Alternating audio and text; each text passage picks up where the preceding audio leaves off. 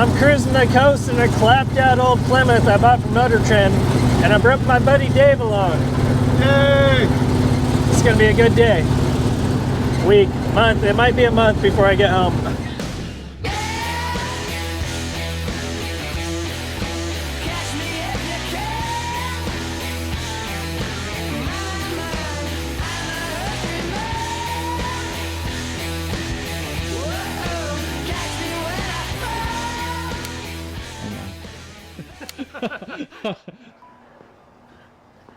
All right, this week I'm back at the Motortrend warehouse. I'm picking up the 51 Plymouth. We're gonna get this thing running and see if it's ready to drive home. I bought a one-way plane ticket. Mason picked me up in this diesel El Camino, and I'm gonna hit the road as soon as possible. Check this thing out, we can see what we got. If you followed along on that Typhoon video where I came down here and picked it up and the hot rod pickup, I also was messing around with this 51 Plymouth a little bit. This was a car that was on Hot Rod Garage in an episode that hasn't aired yet. And it's kind of a funky, I don't know, it's kind of a pile, but I like it, and we're gonna get this thing sort of at least headed out that door, and then hopefully we can have a cool adventure on the drive home. Mason, one of the guys who's here helping at Motortrend, got a new tire installed for me, so I've got a fresh one. I ended up paying more for this one Firestone tire than I did for the 3 others, but sometimes you gotta pay to play. That generic whitewall that was on there actually just fell apart when they were trying to dismount it. So we got 1 fresh tire, and then we got 3 pretty good Firestone 670/15 bias ply whitewalls. We're gonna get those installed on here, get this thing back on the ground, fired up, and see what kind of work it really needs.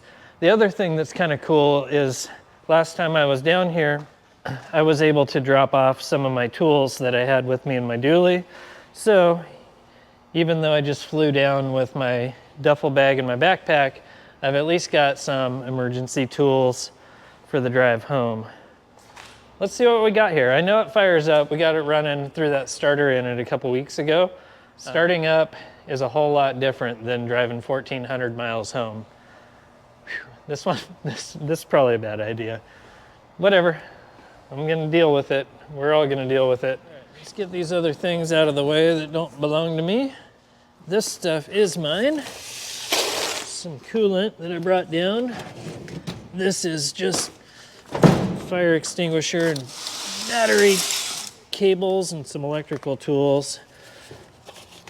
I got an air compressor, a little tool kit. Just ratchets and stuff though, I don't have any wrenches. Brought my jump box, and we got a little bit of oil. The gas tank in this thing is quite possibly a joke. Look at the size of this gas tank. It looks almost like a rotopack, like something you would just have like as a spare for overlanding. Maybe it's a boat tank, I don't know, but it looks like it's probably only about 4 gallons. We might as well just dig in and see what we're working with here. I know I want to swap these tires out. We'll take the old ones with us. I got like this, my first tool kit, but it's actually kind of surprising what you can make happen with these things.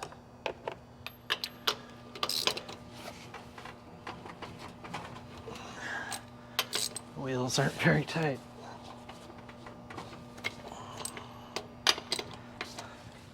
One was. There we go. I almost had to go get my block of wood. Oh, what did I buy? What is my plan? What am I doing? The goal here was to come down, work on this thing here at the warehouse, basically long enough just to make sure it'll run over to my buddy Frank's house. And then once we get to Frank's house, I'll probably do a little bit more work over there. And then tomorrow, if all that goes as planned, as hoped, tomorrow we'll actually hit the road and start making miles towards home, which that's going to be a stretch. I mean, I'm legit I'm legitimately 1,400 miles from home. So 1,400 miles might not seem like much if you got a good car, but driving something like this, it's gonna be a chore. What do we got? We got brand new brake hoses.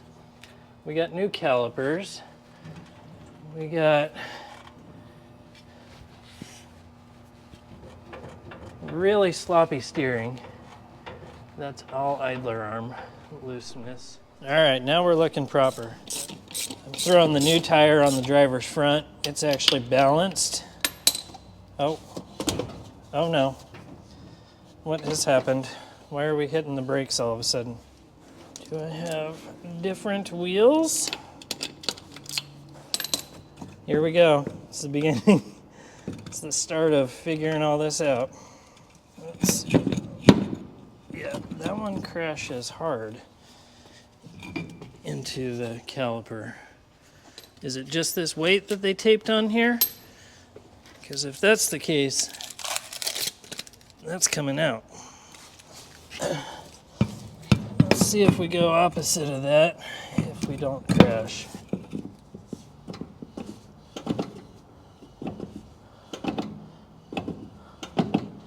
We still got something going on there. We're hitting right here on that edge. And it must just be the rivets are just a little bit tighter.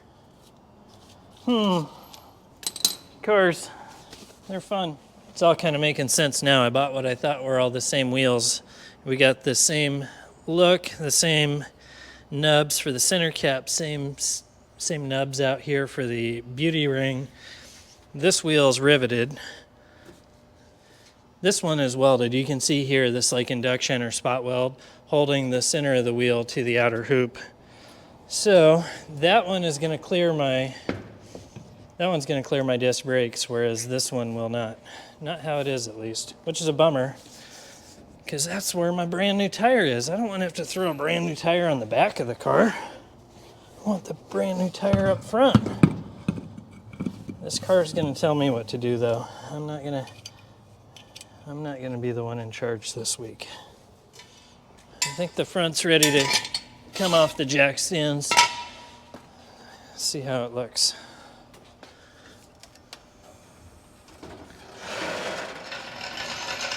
Definitely looks better on the white walls than it does on those black steelies in these silly white walls. Let's see if we can get this thing up high enough to get a tire off the back. It's got coilovers on the back of this, well, all the way around. And a lot of times coilovers don't give you the amount of travel that it may have once had. You're probably wondering why I don't just go grab a bunch of tools. There really aren't many left around here. Most of the stuff's been sold off already, divvied up, headed down the road. I figure I might as well use the stuff that I'll be using if I get a flat on the side of the road. Just to make sure I got what I need, you know? All right, let's get that one out.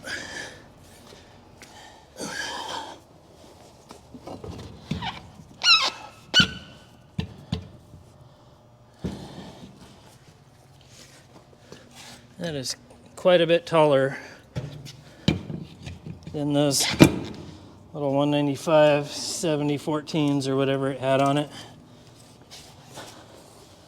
But dang, it looks good.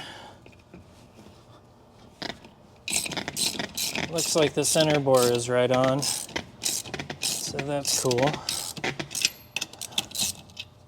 I won't have to like grind the wheel centers out or anything, which is good.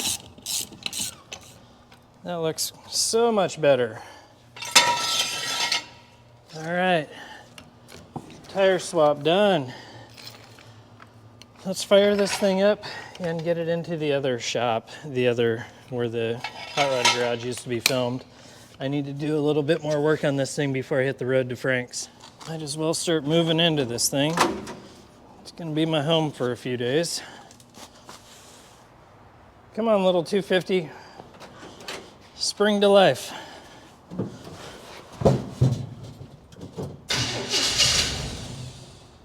It's trying. The camera's trying to fall though. Oh boy, we almost lost the viewers. All right, let's give it a shot from in here. See what we're working with. Check out the gauges. Cardboard and printed.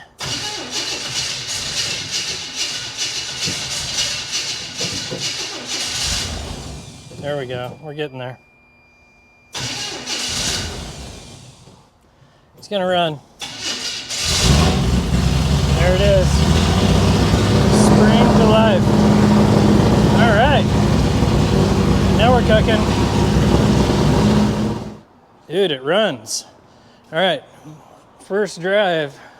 We just got to get down to the other end of this complex, to the other shop. Let's see if we can make that happen. Stoked. Check it out. It's a car.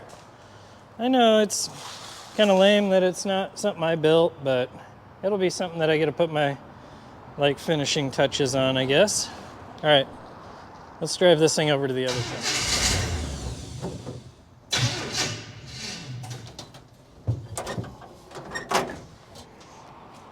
I almost made it out. There's some stuff wrong with this thing. Almost made it out of the shop. Let's see if it has any tranny fluid. All right, since it's parked, not running right now, it should be just a little over full.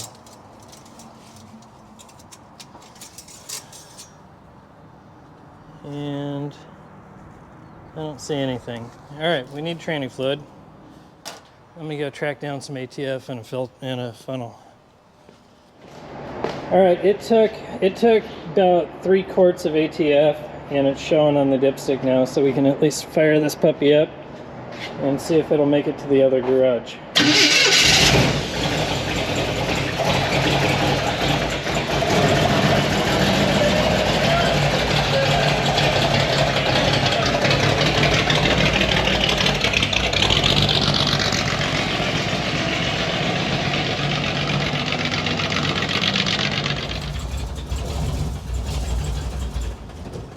Oh, come on.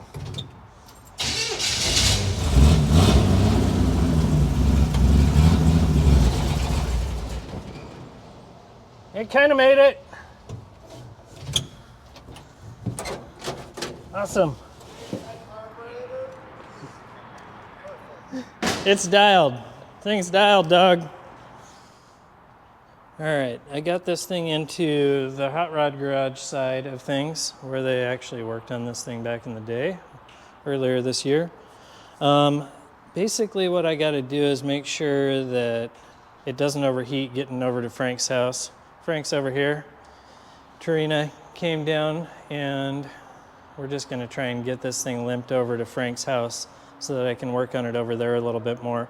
I aired up the tires, so they're kind of good to go. The lug nuts are tight. If I can get the fans to just come on and I can get gas in that little tiny gas tank, then I can at least get it over to Frank's house. And hopefully, once I get it over there, we can fix real things like wiring headlights and taillights and get this thing ready to actually go down the road.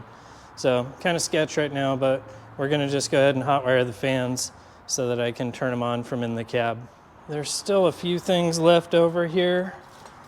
So I'm gonna go ahead and help myself to some wire so that I can get this fan hot wired up. All right, here's the power wire to those fans. We're going full house wiring, wire nut on that guy. Don't do that in your real car, only if you're trying to drive a TV car 1,300 miles home. All right, we made it to the battery. We've got just spade terminals under the dash. I'm gonna go ahead and make myself a fuse holder here out of a couple of other spade terminals. Boom. I'll probably throw a little tape around this whole thing. That way it doesn't short out on the battery hold down. And we have sort of a decent-ish, don't burn your car to the ground electrical system. Let's see if they turn on. Are they? They're doing something.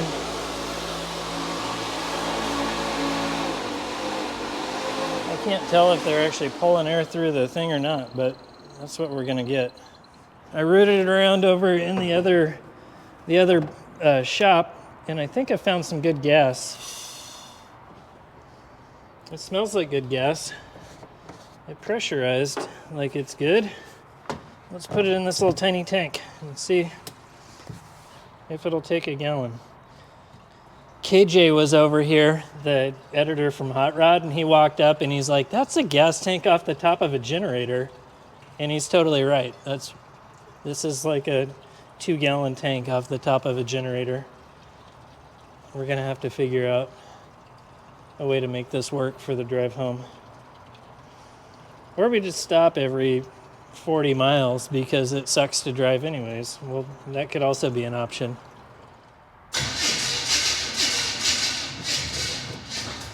That seems good. I gotta wiggle the battery terminals some more. All right, I think we're good. I've got the fans all hot wired and I got the little switch under the dash. I ended up having to leave the jump box under the hood and I've got it tied to the battery into the core support, so hopefully it doesn't fall into the starter. I got like 9 miles to get to get over to Frank's house. So I guess we're gonna find out if this thing's gonna make it. I guess I probably need to make sure I know how to open the hood too in case there's like a fire or something. Oh, there we go. So that should do that. And then that should do that. Okay, we're good. Let's drive. This thing's gonna, by the time I get to Washington, it's gonna be an old pair of shoes. This car and I are gonna be buds. Oh, come on. All right. Pretty soon, we're gonna be buds. What's going on here? Once I get to a parts store, I definitely need to, there we go. I need to make sure I get new battery cables and probably just buck up and buy a battery. Let's see if it'll start now. All right, let's see if it'll back up.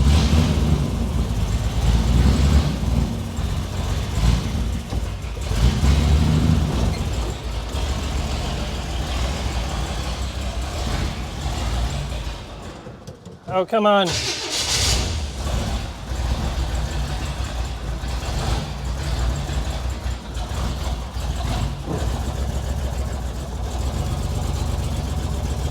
I guess we're doing this. All right, we're rolling out. Later, Motortrend. Oh, thanks for all the good times. All right, we're kind of sitting in traffic, sitting at lights, and I'm having to 2-foot this thing. It kind of feels like either the thing's not going back into first, like kicking back down into first, or it's the converter's kind of locking up.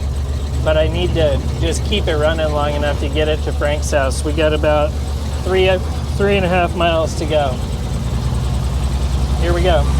It's shifting though, like that's a gear, that's second, and then we should get third here in a second. There's third. So it's shifting, it's doing its thing, it's just there's some fine tuning that needs done. I think once I get this off of these city streets and out onto the highway and kind of start learning the car, we'll figure it all out. But all in all, we're doing things, we're making moves. This is pretty cool. It looks good going down the road, I think. Got Wiley over here on the chopper. I'm gonna try and get across traffic so we can get over to this light.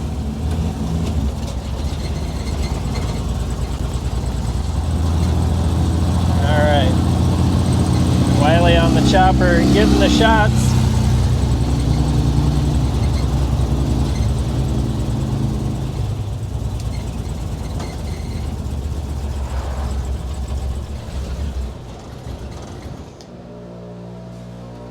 Smooth. Hey, that wasn't bad for a first drive. I'd call that a success. I gotta make sure I leave a spot for Frank and Trina, but that was good. Stoked. And look how cool it is. I mean, it's the only one of those I saw driving around. Pretty good. All right, I'm gonna pull this thing into the garage. I gotta figure out like the 3-gauge cluster so I know how hot it's getting. I'll probably figure out a couple other little things. I gotta have brake lights, headlights, and a 3-gauge cluster before I hit the road tomorrow morning. So I got work to do, but now it's time to chill a little as well. Man, this thing's gonna look good living here for the next 6 months before I can come back and get it. All right, get this thing pulled into Frank's garage. Get a little bit of room to work around it and see if I can take it easy and fix some stuff up on it. You're gonna love the last mod I did right before I hit the road. Yeah, it's just. I was like, how is he getting it to start every time the battery? Oh yeah, I'm buying a we're going shopping here pretty soon. I need to buy a battery and cables at minimum, just so that I can keep this thing running. Truthfully, I am pretty stoked that it got here though. We did more than I expected. Well, we did what I was hoping for. And that was get here. I didn't have enough room for all this stuff before we left, and then I just spent a little over $500 on parts and batteries and all kinds of stuff at AutoZone and at Harbor Freight. So my wife's gonna kill me, but my car's gonna be cool. I needed the big assortment of wired. Seriously though, like this thing was $40. It would have cost me $40 for 2 little spools at the auto parts store. Too much crap, Frank. All right, here's the loot from the auto parts store in Harbor Freight. I ended up buying way more than I needed, I think. I'll probably end up using most of it though. What are we starting with? Let's do battery cables. I got new cables here. We'll do battery cables and terminal ends. Get a battery in there, and then we can start with the start installing the oil. I want to at least get oil pressure and coolant temp in there so I kind of know what's going on with the engine. If we get those things in, then we're kind of moving forward, and I can probably mess with headlights after that. I'm going to need headlights tomorrow and brake lights. Anything else? Nah, you're good. 1,300 miles. I'd just go as is. Yeah. Well, maybe slap a battery in it. Yeah, all right. We're going to throw a battery in here first. Ugh. All right, I got to do something. Rip the Band-Aid off, right? All right, we got the rag down there. I've got a fresh set of channel locks that I got at the old Harbor Freight. So let's try to just break this fitting off in the side of the block. So it looks like when Lucky was wiring this thing, there's a sending unit up on top that's gonna be like for a gauge cluster or a dummy light or something. And then on the side, there's an oil pressure switch. We're gonna pull the switch out and we'll use that port 1/8" pipe thread, and that's where we're gonna plumb in the fitting for the mechanical gauge. Pretty cool how simple these things can be. This is one of those 3-gauge clusters that uses the terrible clear plastic tubing for the oil pressure. So you got to be kind of careful to route that up and around so that it's not like right against anything super hot. And I'll get it over through that hole in the firewall. And we will have a gauge that should tell us if we got oil pressure or not. So this is the 3-gauge cluster. When you do the mechanical temp gauge, you actually have to like have the gauge in here and you feed that through the firewall. You can't disconnect the probe part of it. So you gotta kind of be a little proactive and figure out your routing. I'm gonna go right through here. Ah, geez. I'll fish that through there, and there's a big grommet in the firewall. that I should be able to fish that monster through. We'll get that fish through the firewall, hooked up. Hook the plastic line for the oil pressure here, zip tie that up in there, and boom, we'll have 2 gauges. 2 more than we had. All right, we've got gauges kind of zip tied to the wiring there. We should have coolant temp there and oil pressure over here. It's pretty butchered, but it's in there and that should work. Let's move on to battery cables and see what we can make happen with those. All right, we got power going down to the starter on that side, and then these new terminals just have the wing nuts on them, so I'll have my ground to the engine here. And so between some of that and terminals that Frank's got, I should have everything I need. We're gonna drink all of Frank's beer and use up all of his wiring supplies and fill up his trash can and then hit the road tomorrow. Yay. Let's do this. All right, the Plymouth is out of Motortrend's hair. We are at Frank's house, and I need to be on the road today. Yesterday was pretty awesome. We actually got out of Motortrend, made it like 10 miles down the road, spent a grip at AutoZone and at Harbor Freight so that hopefully I could basically limp and cobble this thing together all the way back home to Northeast Washington. So today it's time to actually like make it have headlights and make it have brake lights, and then I got to hit the road because I got to pick up Freiberger today. He says he's going on this road trip with me.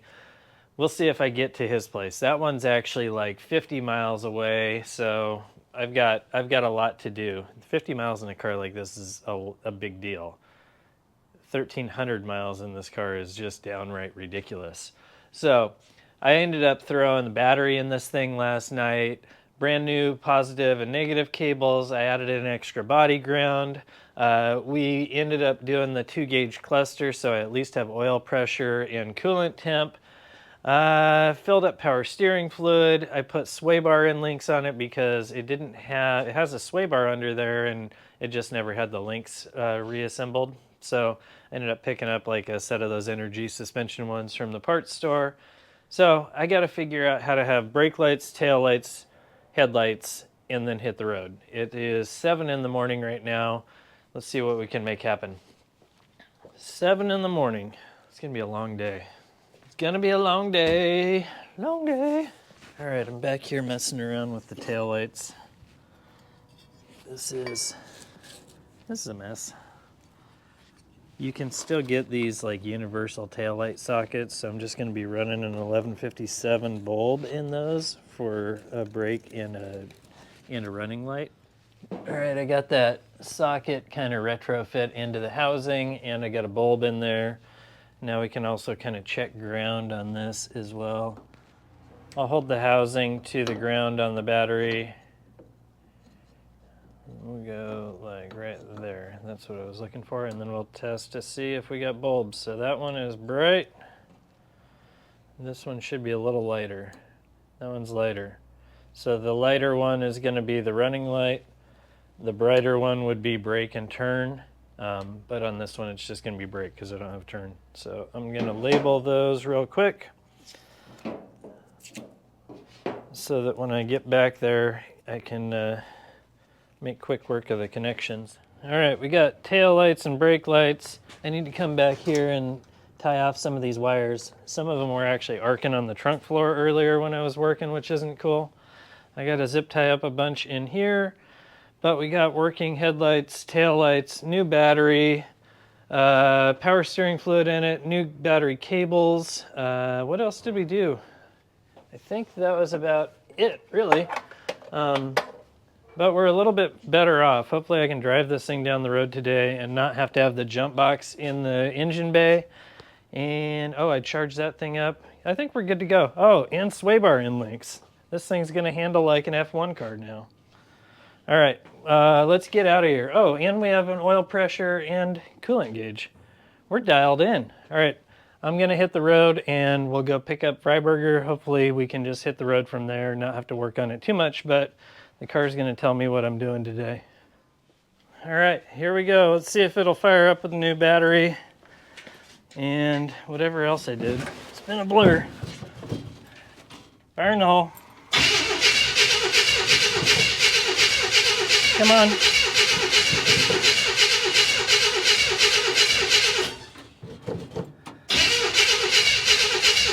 Come on. Any minute now.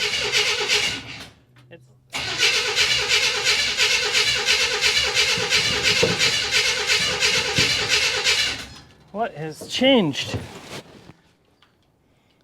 All right, let's see if she'll fire up.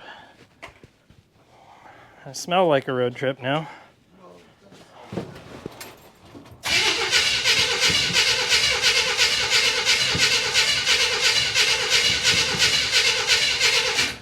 What is going on?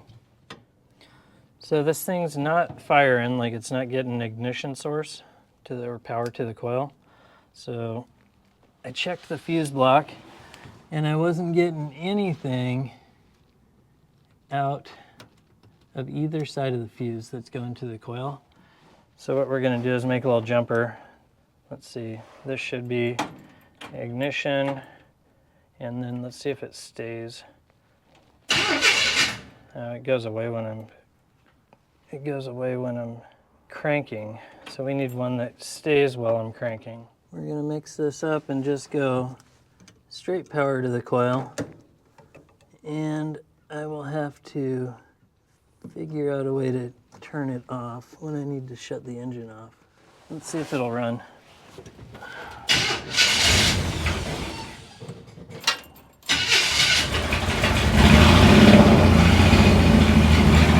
Hot wired it. There we go. All right, first little section going down the highway. We're on 405 in Los Angeles, and it's cruising okay. I'm only probably going 55, but feels like the alignment's all out of whack, like it's pulling hard on grooves, and but it's doing it. It's driving. It's in third gear, and it's cruising 190 on the temp and about 28 on the oil pressure. So I'm just gonna keep rolling with it. We got about 40 minutes of this to get to Freiberger's house. I also got to keep making sure that the steering wheel stays tight. This thing definitely wasn't ready for being on the road yet, but we're doing it. Cruising. I wonder when the last time this thing went down the road was. I mean, I know Lucky and Alex threw this thing together and drove it on surface streets to get it down to the beach for an episode, but it's hard telling like when this thing actually drove anywhere was. If it's ever been a car that was chopped and had an engine swap and a chassis swap that actually drove down the road. Totally not sure. People seem to dig it. It definitely stands out in the crowd of silver, white, and black bubble cars. All right, I'm still making miles. This is rough. I had to stop once on the highway and shut the trunk, and I figured while I was there I'd throw some gas in it. Took about 1.5 gallons. I had only gone about probably 15 miles. That's kind of normal. It's running really hot. It's got no oil pressure, and it's pinging like crazy. I really need to get this thing to Freiberger's house, and we can at least set timing. You can feel the transmission hunting for gears right there between second and third. We're just kind of poking down the highway in heavy traffic right now. So, anywho, this is it's been a challenge so far, and we haven't even made it out of LA. I'm hoping that once I'm out of LA proper, maybe my stress level drops a little bit, because man, this is sketchy. Definitely not super relaxing. All right, I made it to Freiberger's house. This thing's every bit as good as I anticipated and recalled. This thing, it should be the struggle bus. I'm trying to figure out a name for this thing. At some point it'll name itself. We're just gonna go figure out what is going on here. There's that one, and then there's that one. I don't have the muscle memory on the 51 Plymouth. Nobody does. Nobody ever liked these cars. They still don't. Look, when this thing's on fire on the side of the one, you're gonna have to be faster than that. Yeah, what did you do, actually? I was pulling up on this. You have to push down first and then pull up on it. All right. Oh, that is a dinky radiator. Yeah. That's an early Mustang radiator. Yeah, when you buy a car that even Lucky hates, like I have never heard so much hatred for a car than when I bought this thing. There was no Lucky love does for not it. like butchered garbage. He doesn't. No. And this is totally butchered garbage. Yeah. Um, That's a problem. that is a problem. Hang on a sec. What, are you gonna pull out a radiator? Because I got one in the passenger seat. Oh, do you? Yeah. Do you have a bigger one in the passenger? Yeah. Because that one's stupid. Yeah. That's like beyond Freiberger level of stupid. And there's no fan except this. There's another one just like it. They're like the And size it's of all epoxied on this side. Dude, this is garbage. Yeah. These were the notes that I came up with while I was driving. Gas tank, adjust the shift lever, seat belts, Ping. ping. This is ping. Yeah. Oil ping. pressure is like at none. Yeah, no big deal. It runs hot, pulls all over the road, which we aren't going to mess with. Is it just tow? Yeah. It feels like it's tow because it's like it grabs a groove and it just follows it. Tow it in. And let me grab the other list. Oh. What is this? Here's the other list. I think that's some sort of universal. Oh, it's a plug. Yeah, you yeah. can put the vacuum doohickey on either side. Yeah. Weird. I guess what we got to do here is figure out the list of importance and like when we want to hit the road. I definitely want to be on the road today from here. I assume you do too. Why? Wow. Which part? The whole part. All right. What is it? I just saw that it was a reman of some sort, and I've always been scared of reman parts store carbs. I don't actually even know what it is. It's got it looks like an RP, Rochester pile. I don't know. I'm ignorant of this junk. Ow. I Wow, is it hot? I guarantee you it runs as bad as it looks. How do you get a carburetor that hot? The Wow. 405 freeway in LA traffic? Wow, I can't believe how hot this Yeah. thing is. All right. Freiberger and I have to, you can't, don't get stuck here. There's more. Oh, really? Come to the back. Well, I like that. Prevents me from having to ride in it for too long. Yeah. That might be 2.5 gallons. Yeah. I think What is that even from? it's the top of a generator. Oh. But at least we have a York air compressor. Yeah, just in case. And a Typhoon torque converter. I can adjust the coilover from here. Yeah. That's the other thing. So Frank works for Alden. So yeah. I've been blaming all of the problems on the Frank. coilovers. Oh, okay. That's good. So, all right, we're gonna dig around. I wanna show him the mess that I made under the dash so that he understands how to shut this thing off in case I pass out. And then we'll figure out what to do with this carbonator. Freiberger and I are both filming this. I'm gonna be shooting on my little GoPro potato camera and he's shooting on his super fancy iPhone. You're gonna be able to see all this stuff on both of our channels. Hopefully we can make this interesting. I'm pretty sure we can't not make this interesting because it's bad. The car is bad. Did you find a timing mark? Yeah. Oh, wow.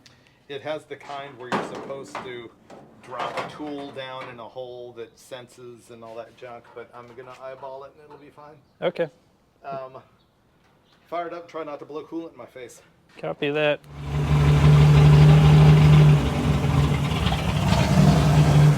Do you want me to keep it running?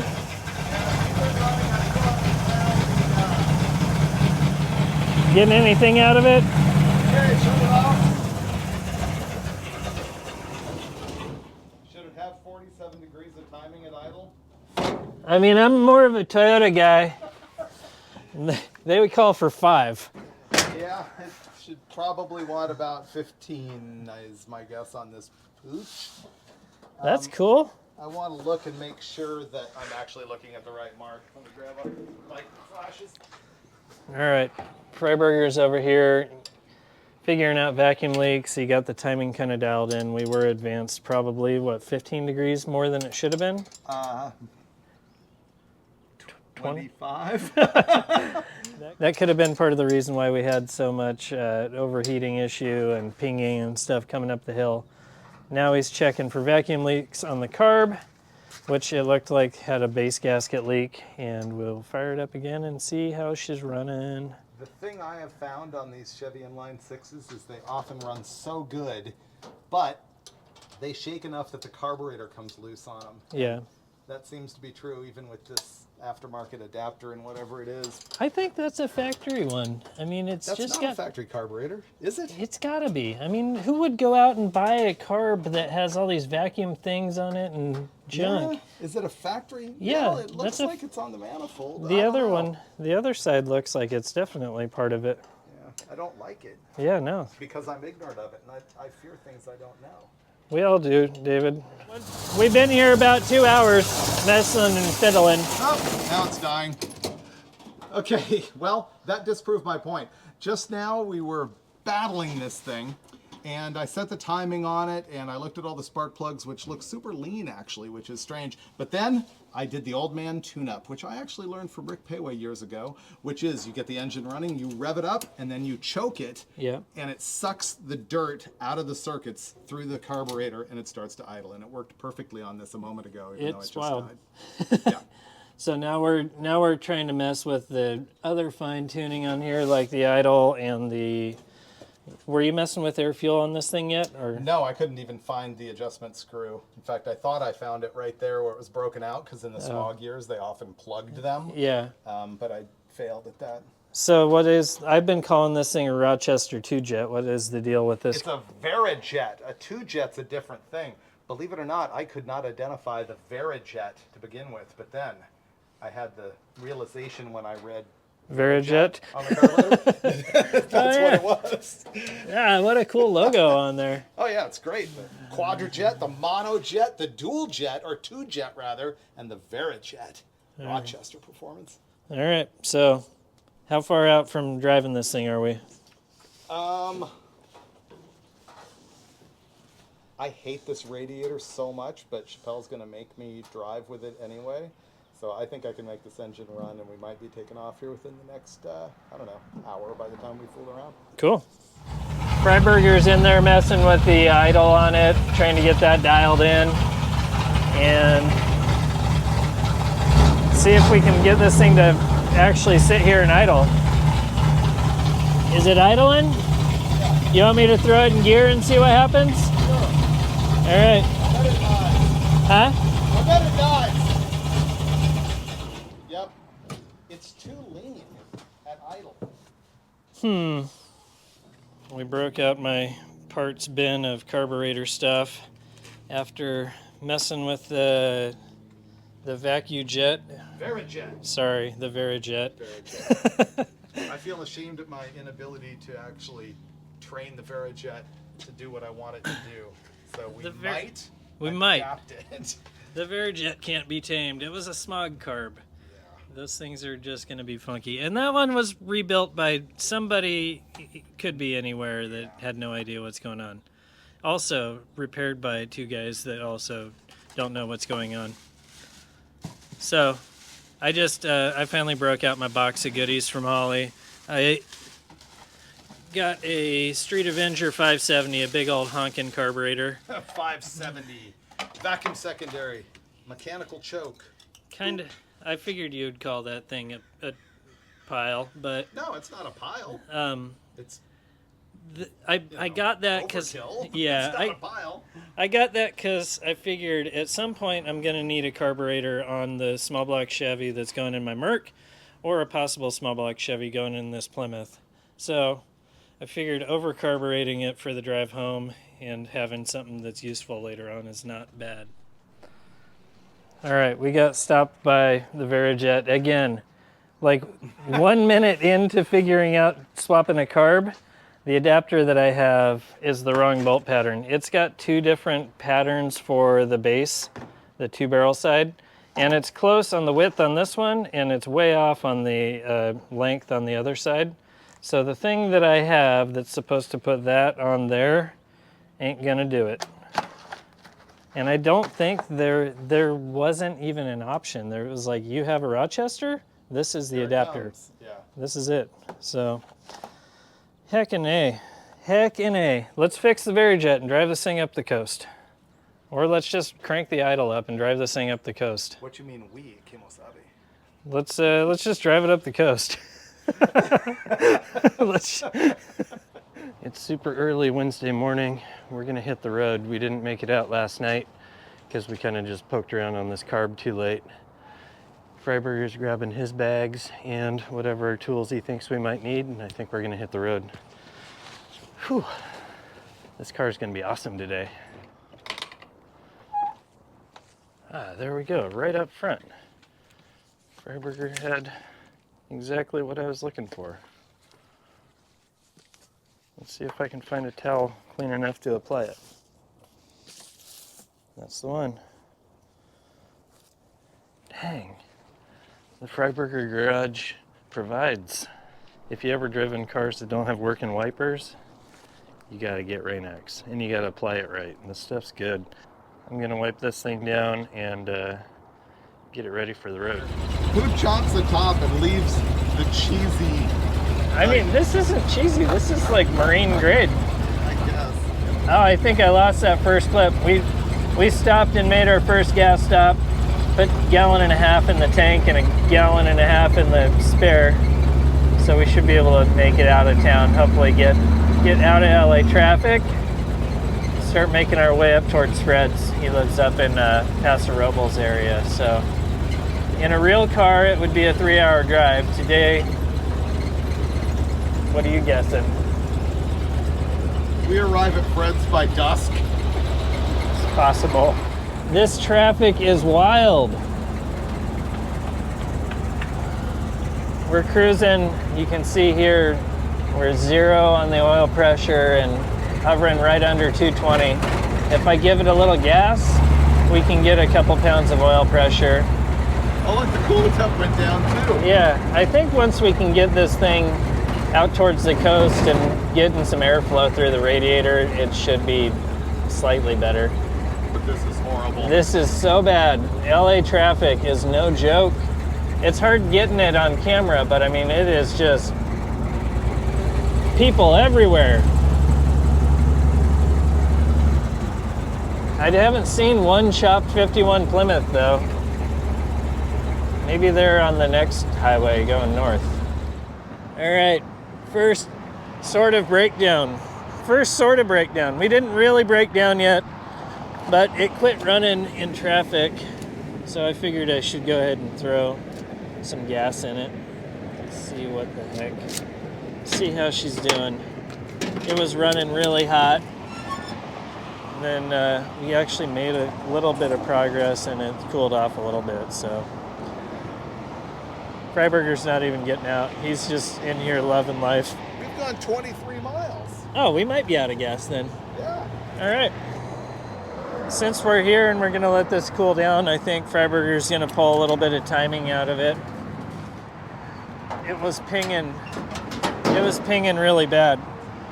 We had messed with so much stuff under here. I think at the end of the day, he ended up putting a bunch of timing back in it just to try and get it to idle.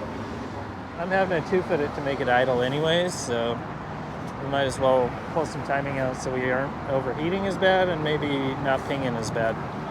We're gonna see if this thing will sit in traffic any better with a little less timing. I'm hoping that at some point we get to a highway that's not quite as crowded. That brave soul let me in front of them. All right, we're off. Still at 220 degrees. Yeah. But we are full of gas.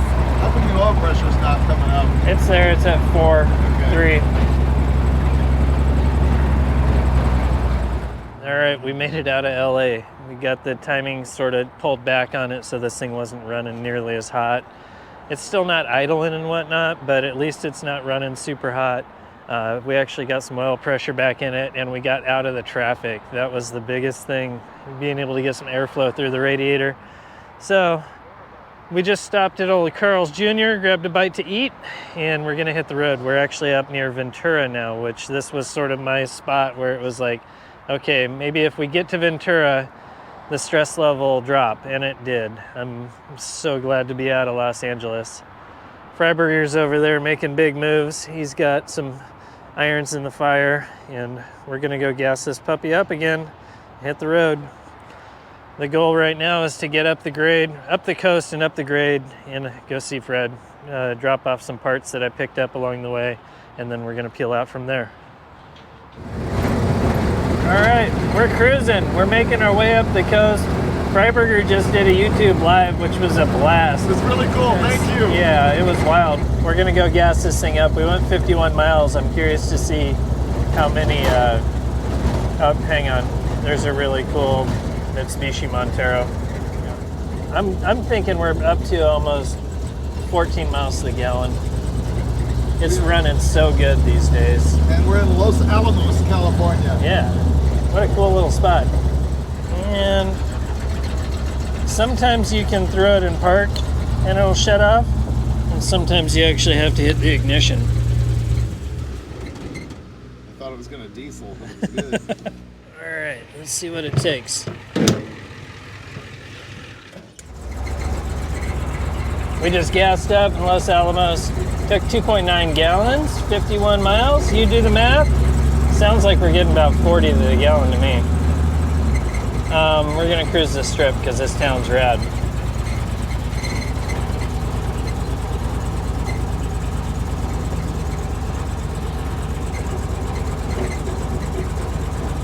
The old general store. It's a cool little building. Look at the Goodrich Tires logo on the Oh, side yeah. of the building.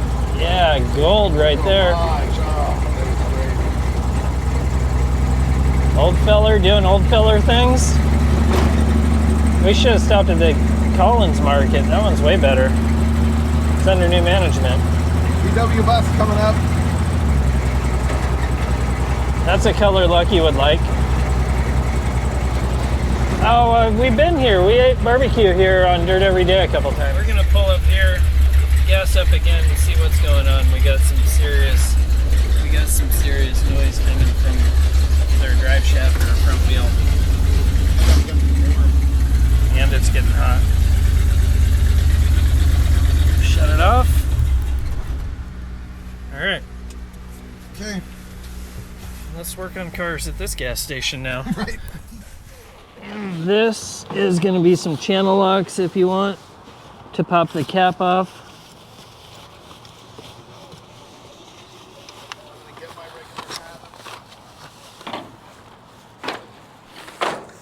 All right, we're going to go ahead and tighten up a left front wheel bearing that's kind of loose, and then see if that's our clunky problem. Do you want me to dig out the... It sure seems okay. It's got grease and it's got a cotter pin. That's... Yeah. I will, Hello. Hi, this is so sweet. Wow. Yeah. We're just... What year is it? It's a 51 Plymouth. We're just trying to keep it on the road and get up to Washington. Oh, are ya? Yeah. Yeah? So gotta Are work you guys on. From here? Has it traveled a long ways? We started in LA this morning. Mm. So we're making miles and we're getting it done. Yeah. It's just every gas stop is a little bit of work. we're really good at this. You look like you've got your system. Yeah. Well, have a great journey. Thanks so much. Finger. Yeah. That's how it was right there. Okay. So give it a. Next castle, I have to admit, is a little tight. Yeah, that's a little tight. I see why they did what they did, Yeah. but that's A little loose. a little loose. Does that spindle have more than one hole in it, or is that a one? It's a one-holer. All right. I see why they did it, but Okay. that's where it's locked in. Yeah. I mean, as you can see, there's just no preload on it. Well, I've got new drop spindles sitting at home. Want me to go to the next one? Let's. That seems pretty tight. It's pretty tight. I would take it back. I don't think that's our problem. Yeah, I mean, I would want it right there. Yeah. I don't know. It also has load on it, Like I never check them with weight on the Well, car. Same, but we're lazy. Yeah, I wouldn't say we're lazy. We're just sitting at a gas station. Look. Yeah, go to the next one. Yeah. Yeah, I went to the minimum possible tightness on the next one. Yep, that's So fine. that the castle was on the... You're even cheating that. Yes. All right, I'm gonna crawl under it and see if I can see a drive shaft U-joint or something falling out. All right, we got the wheel bearing situated, and I crawled under here to look and see if we had like a drive shaft issue. And I look back here, and that exhaust is hanging a lot lower than it used to. And it's resting right on this cross member. I think that's our sound. So I'm pretty sure we just have a broken exhaust hanger at the back. Let's go check it out. Man, it's like right down there. All right, what do we got? Oh yeah, hanger's just broke. Lost our plug wire. The plug wire was holding on the tailpipe for a little while, but lucky it put flamethrowers on this thing. So we'll grab some wire and just wire tie this exhaust back up, and we'll be back on the road here pretty quick. Cool. There it is. Fixed. I used to own a muffler shop, actually.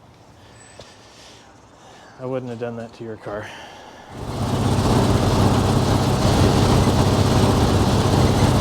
We just left the gas station. Things running all right, and we're at the base of that giant hill that's like the big one to try and get up heading into Paso. So we'll see how she does. This is really going to be the test if it's like pinging or overheating or anything. Now it is.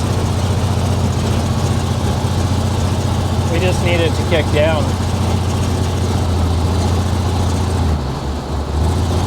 There we go. That's the key.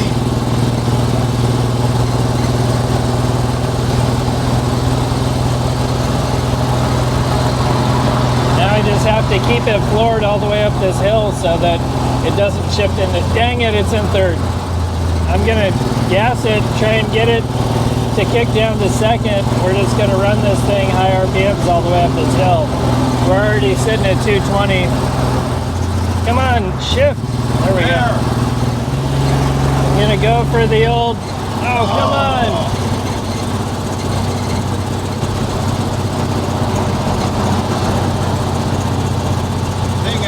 Yeah, it's running hottest. It's run 235. Let it cool down, and maybe it'll kick to second. Did that girl like the 51 Plymouth or us? I think she liked the car. Oh, we made it to the top of that pass. 1,500 feet. That's a big one. Will it cool down? Might be the Continental Divide. Oh, jeez. That was fun. We didn't die on that one. Success. It'll cool down. Freds. We made it. There's Fred right there. Yay, Fred. It's great, isn't it? Fred, baby. You made it. Good job. Hang Long on. time no see. Yeah, how are you? Pretty great. Welcome to the farm. Gotta shut it off. It diesels a little bit. All right. Oh, it looks so good. Made it to Fred's Spider Farm. I've been to the Spider Farm like twice in the last month. It's pretty awesome. Yeah, I took that to King of the Hammers. It was great. They're hamming it up about how cool this Quigley van is. Stand up in it. I've never really done that. Oh, look at that. The Typhoon's over there. Pond Scum. So good.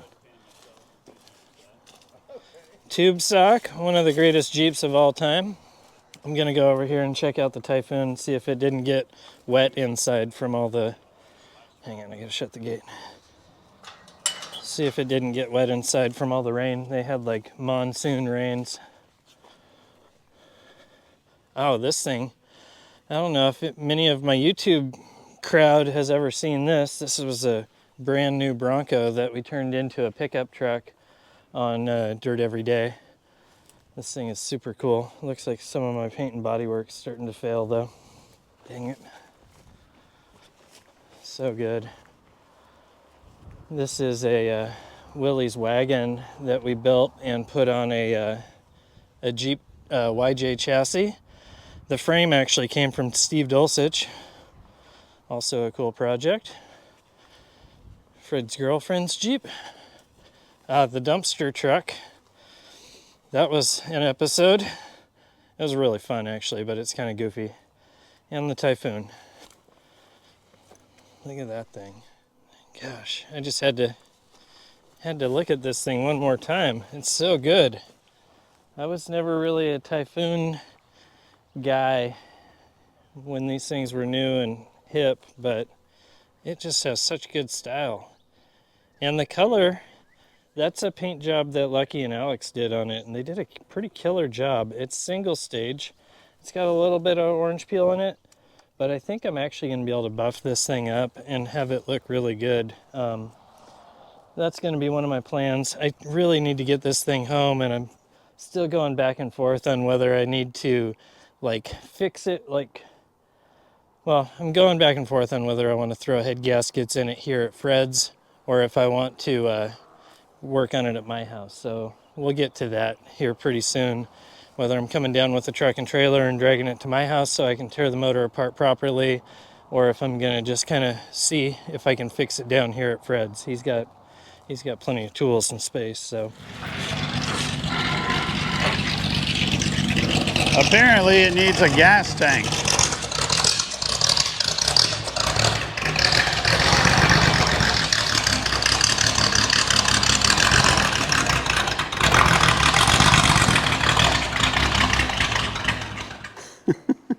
It goes where it wants to go. Alright, let's look at the gas tank room. All right. This is the fuel tank area. Well, this is one of them. Back in under there, there's an aluminum tank. Nope, two Mas Grande. Now we'll go outside and look at all the other ones. Oh man, I'm surprised we didn't do boat tanks very often on dirt every day. Oh man, look at that one. Summer camp Jeep's looking good. Everything's looking good. We gotta go four-wheeling more often, Fred. That was like the last time you went wheeling with Freiberger was when we smoked him in Old Blue, huh? Oh yeah. Are we allowed to shoot in here, or is this top secret? There's a whole trash can full of drive shafts. This is great. It smells like old gas. Oh, this is the one you wanted to give me? I got one real similar. I have gas cans. This might be good. It's like a CJ plastic tank. It's a CJ5 tank. I think it's for the Willys wagon, but it's got a different tank in it, so you could have that. There's a boat tank right there. You can have that. There's another baby guy. Oh, that was in. That was the gas tank. I want this. Okay. That was the gas tank that was from when we got that LS and put it in the motorhome, and then Freiberger took the LS back. Oh, yeah. Or one of those guys. I found a boat tank. There's a giant fuel cell right there. Heck no! Holy cow! Look at this. He's even got Plymouth gas tanks in stock. Yeah, right. There it is. You can get them in blue or black. Oh, that is the fuel tank we have right there on that one, isn't it? Yeah. Yeah, that's our fuel tank. There you go. All right. I'm gonna rob this from Fred. Do you need a can? No, I got a can. Okay. I think we're gonna be pretty dialed. You're into turbos too, huh? Yeah, I got a couple turbos. This is a Jeep heating turbo. Sick. Here we go. And there's the 4.5 gallon unit right there. We got to do the math on this thing. It might only be 3 gallons. I'm kind of sad to see it go, actually. Fred, can I leave this one here for me, for later? Freiberger's back. I have the answer. You can't dispute the Google. 4.85 gallons. Oh, wow. Yeah. Man, we could have gone 100 miles with that thing. Yeah. You didn't actually run it until it shut off? No. I know, we're slacking. Yeah. It's not right. We've been playing it pretty safe. I mean, look at this thing. Oh, there's more trunk missing than I thought. Yeah, they had to cut it out for the Alden American coilover system. It's in that who Frank works for? Yeah. Alden. There we go. That can come out. Fred had this metal from some project laying around, and it's like already the right size to fill this hole in the floor. I think we're just going to throw a little hose clamp to that Alden American crossmember, and that'll keep things from falling out the hole. And when it catches on fire, we can grill on it. Yeah, we can make dinner. Man, every stop this thing just comes up. We should have stuck these two under that. Oh, it's not too late. Redesign. Redesign.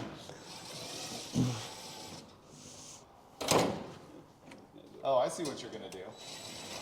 So that you don't stab yourself in the leg when you're sitting in the back of it waiting for the tow truck. Dang, it looks good. Looking good. All right, let's throw that. Put a little paper mache over that. Yeah. You can sell this thing across 3 floors. I think I'll go this way, actually. Look at that.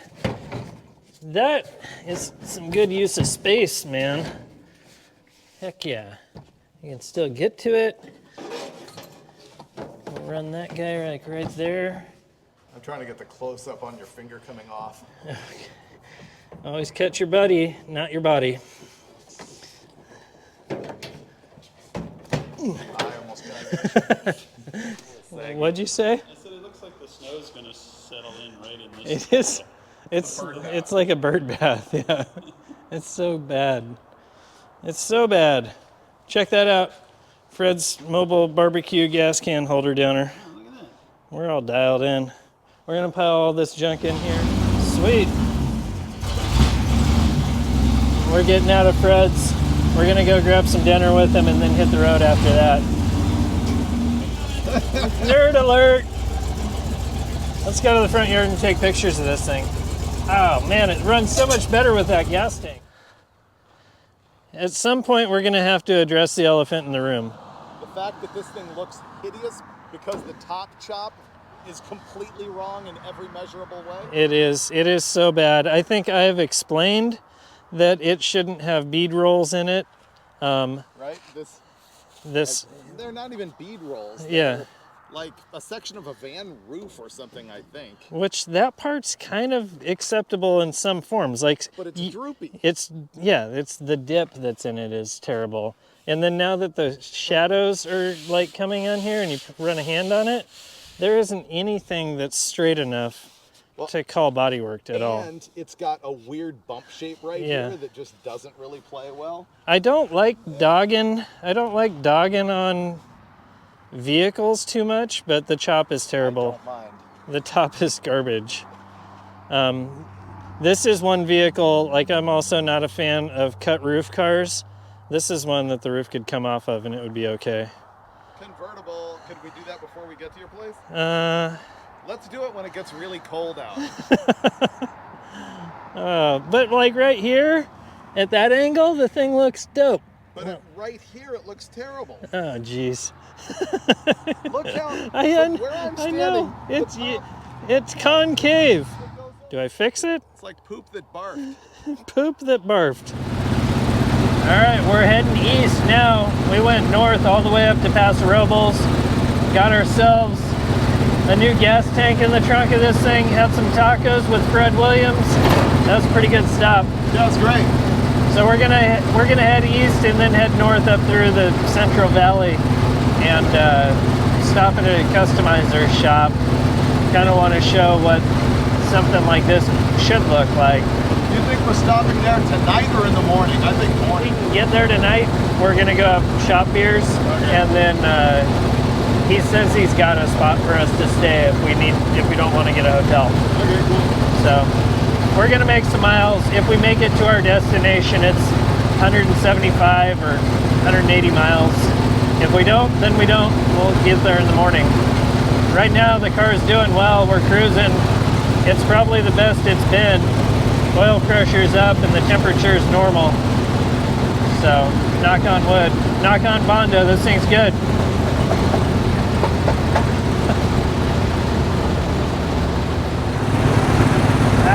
Look at that thing, just cruising. Heading off into the sunset.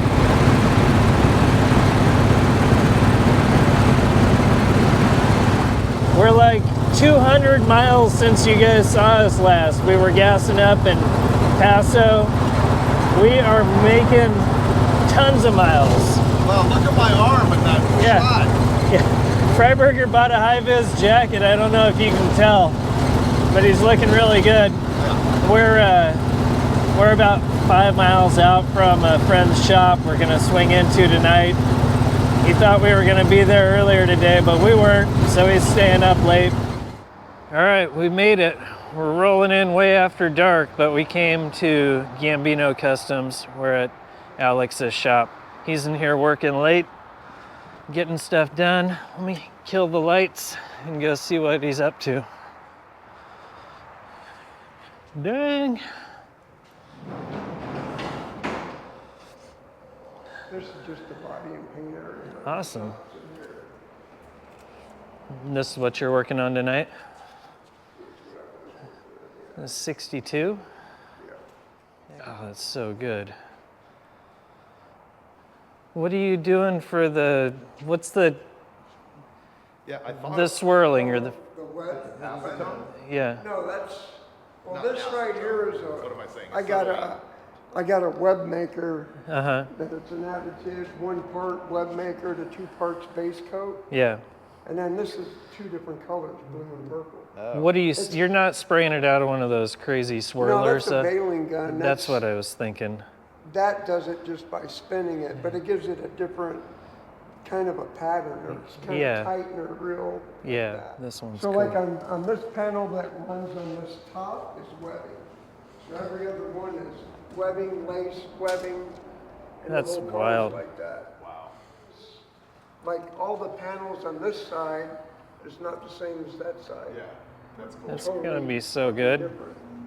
Weekends, So this side's all laced, purple to blue fade, and then he's hand cutting these masks you know, to do basically stages to create these roses. And he's just kind of working his way around the car, which is pretty crazy. It's like I don't usually watch YouTube and stuff. If I do, I'm almost always watching like paint tutorials. So getting to see something in the middle of the process is always really cool. So right here, this is the stuff I really wanted to show. This is like a real custom 54 Chevy Packard taillights. That's what my car was trying to be, but failed miserably. Whiff. Swing and a miss. No, this is the good stuff. There's certain things that there's certain tricks like the 56 Packard taillights that are just a custom treatment that always look good. This thing is rad. And then over here is a shoebox. This is like a 49 to 51 Ford. Exposed hinges mean it's 49 or 50. If it had a round gas door like what was back there, that's a 49. This is it right here. A shoebox that's probably chopped 4.5 in the front and about 6 in the back. Rounded and leaned forward B-pillars. The flow on the roof to the window looks spot on. This thing is good. The sail panels. This thing is so good. What are the stats on this one, Freiberger? So this is, you said 38 Ford truck with 36 Ford passenger car front end on it. I love that you kept the bed long. It's not all chopped way down and stubby. That's a good looking truck. How much is the shoebox chopped? that, I'm not sure. I'd say, we didn't do that car, Blue Collar Customs did, we're just painting it, Uh-huh. so I'm not sure. This is perfect right here. I always say I'm not in the market for restoring cars. I'm totally fine with cutting them all up. This is so wild. Freiberger and I've been thought it talking was- a bunch about how people are like driving such boring cars nowadays, and it's just wild to see this stuff. This car was built in like '63 and started showing immediately. So you said this is like the 4th car on hydraulics? Yeah, fourth documented car. Yeah. Ah, it's so And cool. the same guy that did the Exonic did this car. Oh, really? Yeah. The Exonic was that 54 Ford? No, the Exonic is the Corvette. Oh, okay. bubble top Yeah, Corvette. the second car, right? That was done or whatever. Yeah. Has a record player and then swivel seats, a roulette All wheel. black angel hair in it. Yep. That's crazy. Ah, it's so cool. In 2002, the chrome bill for this car was 30 grand. Oh, wow. This is all pearl white vinyl top, padded top. Yep. Wow, this has got to be a 60 Buick hood shape right here, isn't it? They probably just rounded the corners, made it all one-piece body, rounded the corners. Kind of what the custom guys did, make it all Yeah. one-piece body. I would not have spotted it as a 55 Buick. What a cool piece of history. All right, we went and had breakfast with Alex from Gambino Kustoms. I got a sweet hat. I don't know if you can see that. Thanks, Alex, for the hospitality. We're gonna hit the road. I just had to get a shot of this thing running because it actually sounds pretty good. It actually sounds pretty good. It's idling and kind of doing its thing. We're gonna hit the road. We're all gassed up, coffeed up, and we got a lot of miles to make today. We're 860 miles from my house, so we gotta at least get half of that done today, or try. Let's roll. We made it almost 100 miles and we spotted a bunch of old cars on the side of the road. Straight? Oh, that goes over the bridge. I have done this before. You think you've looked for these cars? Geez, yeah, I think I went over the bridge and then got lost and was like, all right, I gotta get back on the road. Consulting on map app to find this yard. Satellite images are great for finding junkyards, by the way. Yeah. Road trip tech tip. Yeah, so I've been spotting, I mean, I've seen these like 50s Pontiacs and Buicks and stuff on the side of the road for years. And Turn right at the next one. figured we'd swing back around and see if they actually exist or if the guy wants to get rid of one, or maybe he needs to add a Plymouth to his collection. One Plymouth. I imagine the fact that this place is right off the main highway. He gets this all the time. Yeah, he's got to be tired of people rolling up being like, hey, I saw you had a 55 Chevy. I'll give you $1,800 for it. Or he's open for business and loves to tell you stories for 3 hours, but wants 3 times the value for every car. Been there. Apparently they had some flooding here. This is the perfect car for this. Drive your junk. Okay, it's saying that it is immediately off to our right. Oh, it was right here. It's all gone. Look, it says the junkyard was right there. That must be why this guy kept all the good stuff and just reorganized it. Yep. So what I just saw is the satellite view shows a big junkyard right there, and we just drove past an empty field with a bunch of rows on it. All the cars got crushed and gone, except for a few over here. Yeah, that this we saw must from be the highway. this must be the owner's cream of the crop. Yep. All right, we actually did see it. If you're driving up this highway, you know exactly what we're looking at, but it's definitely just a guy's personal collection. We didn't want to go and mess with that. So we're gonna hit the road, keep heading north, see if we can get out of California in the next 200 miles.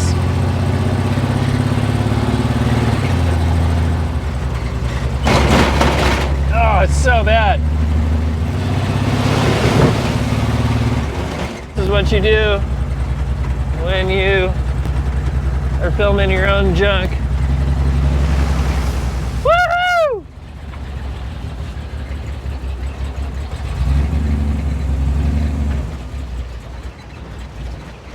Get in, loser. Turn that off.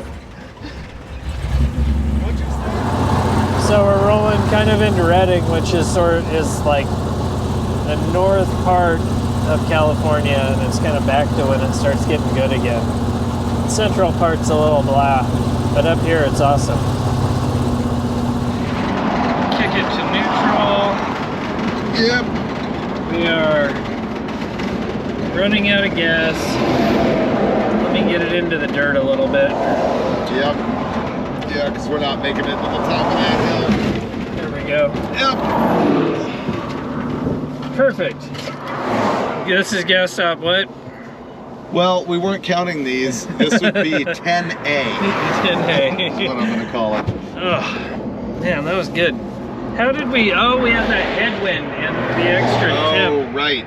That's why it ran out. We've been struggling to keep this thing cool for the last 100 miles, so I guess I was having to give it the beans a little bit. We're gonna top this thing off, get to the next exit, top it off again. Harbor Freight wire's going good. We just need to keep that out of the drive shaft. That's true. That'd be hilarious. The Harbor Freight tower of wire is sort of self-destructing. I feel I might have to fix that. Log truck, that means we're getting close to Oregon. Freiburger, I think we only have to go a mile. And here? I think we only have to go about a mile. We're just north of the city of Shasta. Finally kind of getting up into the mountains a little bit. Trying to figure out if this thing's running hot because we're working it a little bit harder, if it's running hot because there's a new problem. Before, if we were rolling, we could kind of keep it between 190 and 200, and now it's like 220 while we're driving. And pinging. And pinging. I wonder if we knocked some timing out of it or something. It could just be that everything changes every time you start it. Well, remember my theory on the Pringles chip tuna? Yeah. It's different every time. You don't know what you're gonna get. Right. You either open the can and they're all good, or they're all broken. You don't know. Hey, remember when I modified I was coming home in the Mustang 2, right where that truck is, where I modified my carburetor with a stick to keep the choke closed. Oh, yeah. I think I called you because it was running terrible, and you're like, your choke's not closing all the way. Closing or opening? Opening all the way. I did it. The stick's still in there. It runs great. Nice lake. Yeah, Lake Shasta. Check it out. Lake Shasta is looking good today. It looked like kooks with their arms out the windows, but whatever.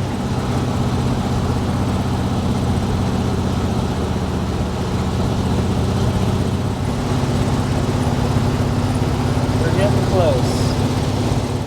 We're rolling up near Shasta, and I had to get shots of this thing out here. Looks so good. We're over here taking beauty shots and videos, and looking at it from here, it's just puking water out. Better get the B-roll of that. Well, let's go see what's going on. Ah, that's new. Maybe that is the problem. Water pump leak? That's new. Huh.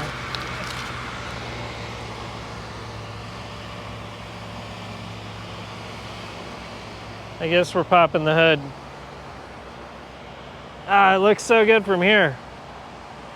Let's get the prop rod out. Gotta put in work. Water neck is leaking pretty good. Yep, right there. Just no surprise. You want to put a cinch on those just because we can? Yeah, I've got RTV too if we absolutely need it. Let me climb under there and look at the bottom of the pump. All of it's sketchy. Yeah. Like the garden sprinkler caps for the coolant or the heater core block off. Saw that too. All right, I'm going under. At least want to put eyes on that.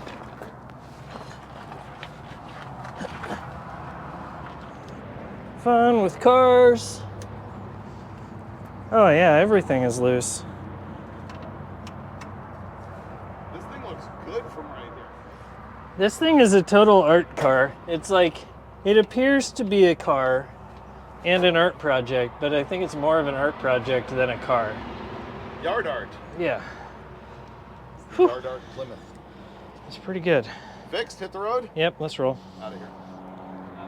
Freiburger got a ton of cool like B-roll shots of this and driving shots of it while we were here. So you'll have to go check out the David Freiburger channel. We're both posting about this thing. Freiburger's is gonna be quite a bit nicer than mine. He's definitely got the eye for making cool video. We're gonna hit the road right now. He's gonna drive for a little bit, try and feel the horsepower of this bad dog. And then we're gonna make our way, hopefully, to Bend tonight, Bend, Oregon. It's the middle of the state and we're not even into Oregon yet. Let's roll.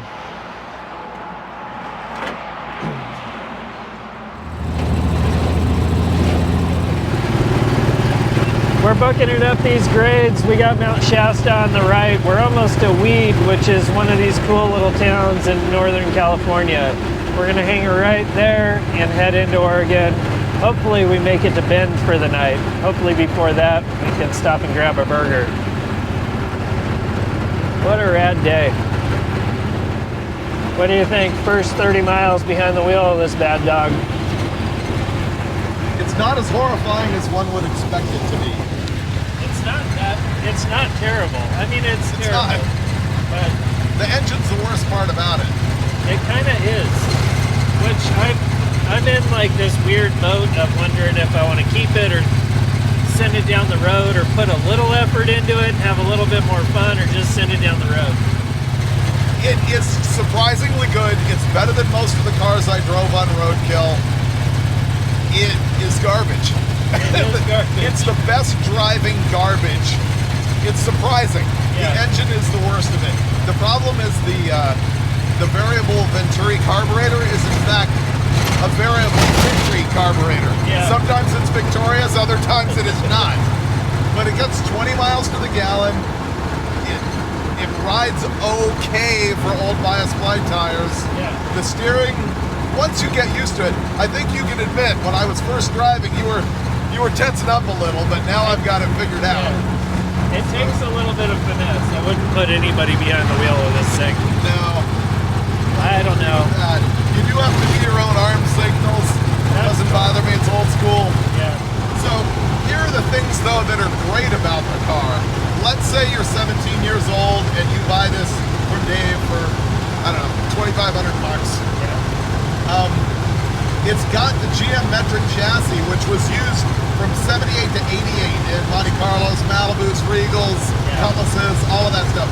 You can buy anything for them, which That's- means you can drop it, which it desperately needs. Yeah. And because it has the Chevy Inline 6, you can bolt a small block Chevy directly into this thing. Yeah. You don't have to mess with the motor mounts or the transmission location.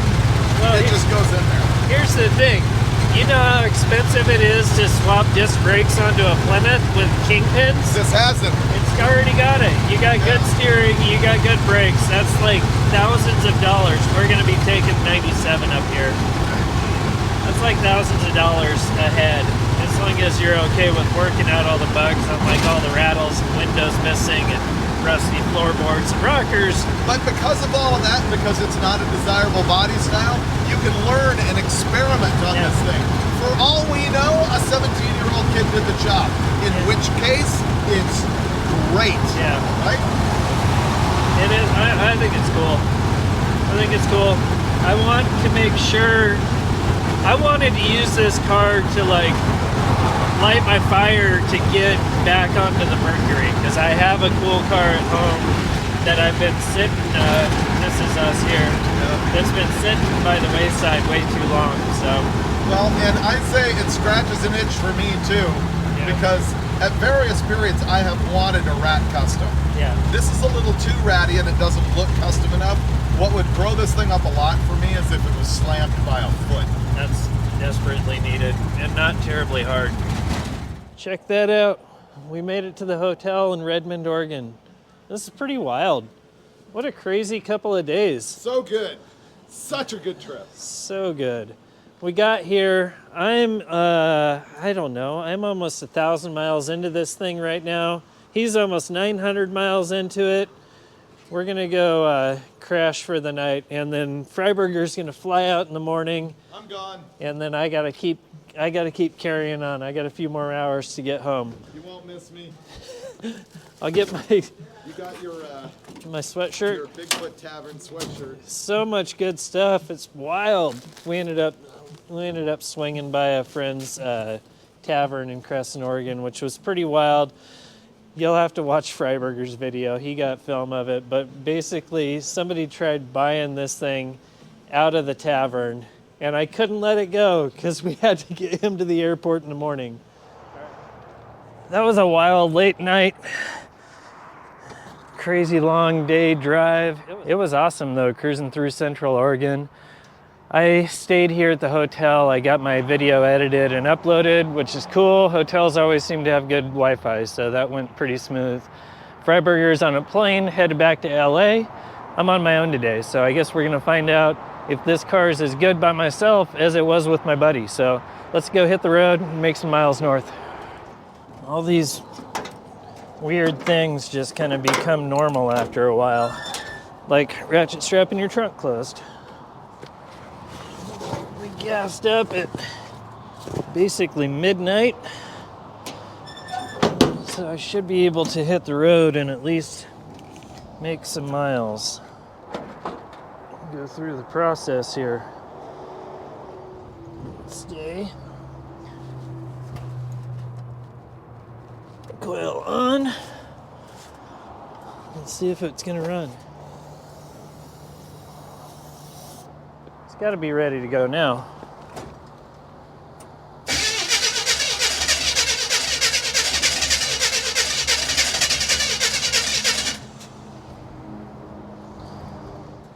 Looks like our water neck's leaking pretty good again too. We'll check the coolant level. Let's get this thing running first though.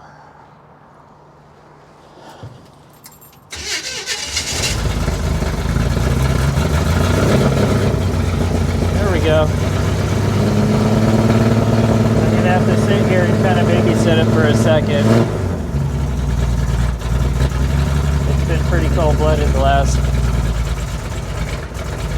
5 days I owned it. Let's get out of town. This is the last haul. Well, I say the last haul, but it's a long haul.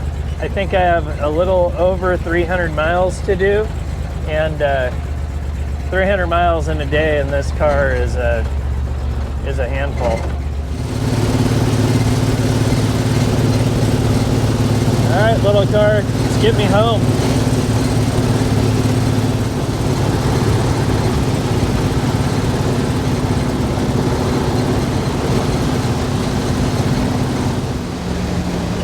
Can't beat the views out here. It's pretty neat. It's high desert.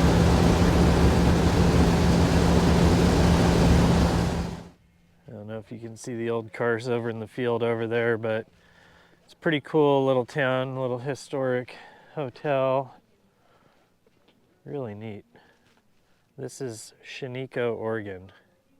This little gas station here, I don't even think comes up on Google Maps when you punch in that you're needing gas, but it's here and it's expensive, and it's like 50 miles either way to get more of it. So we're gonna top off and head towards Biggs Junction.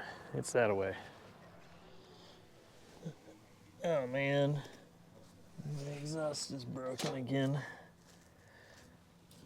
That one lasted pretty long though. We'll tie that back up and hit the road.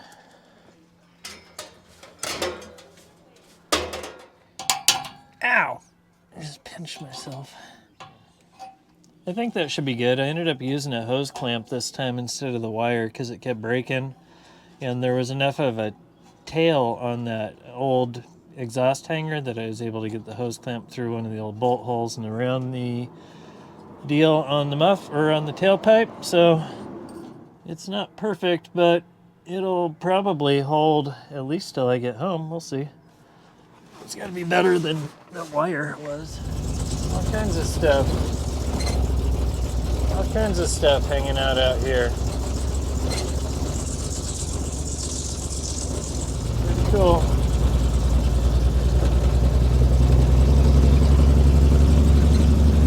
Alright, let's roll. This thing's a real canyon carver, you know? Those bias-ply whitewalls are really known for their handling.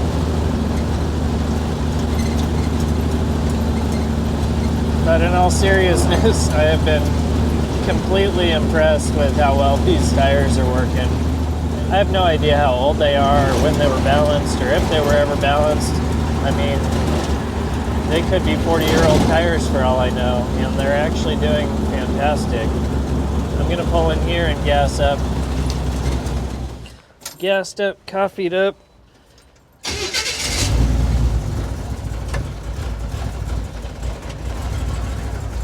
Let's go run along the Columbia River. It's gonna be a beautiful day for it. Kind of getting the hang of kicking to neutral so that I don't have to sit there and load it up so hard at a light. But look at that. If you go straight here, you go right across into Washington. I could go straight, but it kind of meanders around farmland. So what I'm gonna do is head east on 84 here, run along the Columbia River. It's an amazing drive, one of my favorites. Then we'll cut up into Washington and Hermiston.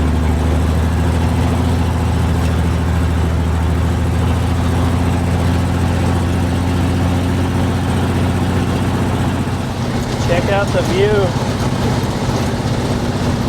There it is. Welcome to Washington. That's pretty wild. This crummy little car is becoming a superstar. I dig it. Let's go find a gas station. I ran out of gas. I figured I could make it farther than this. Oh look, there's other people up there that are broke down too. Maybe I could push my car to them. Oh, nope. That's it. Alright, I'm gonna dig out the gas can and top this thing off, see if we can get it fired back up. Cool. Pretty awesome spot to break down. I'm actually on an off ramp, which is nice. The highway is right over there. It started sputtering and stopped running, and I kicked it into neutral and was able to coast to this off ramp. So let's put some fuel in it. It's kind of surprising. I've only ran out twice on this trip. It was pretty out. Come on.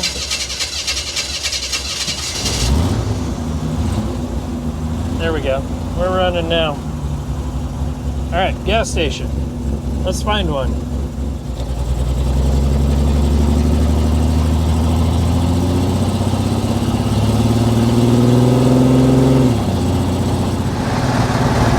This little car definitely seems like it likes to be on the highway. That's not what I was expecting out of it whatsoever, but it seems to be its happy place. I've got about 100 miles to go, probably one more gas stop, then we should be rolling into the old Dirtrhead shed, hopefully safe and sound.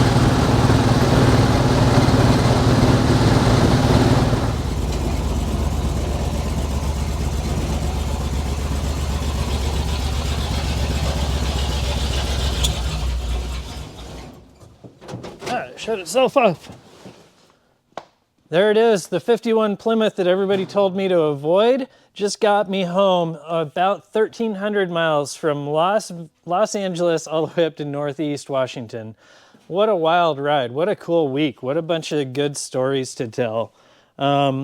This was probably the wrong tool for the job, but when I was going down there to Motortrend and I was looking at the vehicles, I was like, that Plymouth is probably the one that would actually make the whole drive home. And it did. It's amazing. There was so much repair work and cobbling it together and just working hard to keep it on the road. but it made for some great stories. I had a good time with my buddy David Freiberger. His video on this is gonna be amazing. He was able to document the whole trip really well. So make sure you go follow along on that as soon as that one drops. Thanks Alex for letting us hang out at Gambino Kustoms. Thanks Fred for the gas tank and the Mexican food. And I guess we gotta figure out what we're doing next with this 51 Plymouth. Is it gonna get sold, moved on to the next guy? Do I do a few things to it and just have a fun cruiser for a minute? Or do I go full ham on this thing and like fix the top and a bunch of other things? I'll let some of you guys decide that.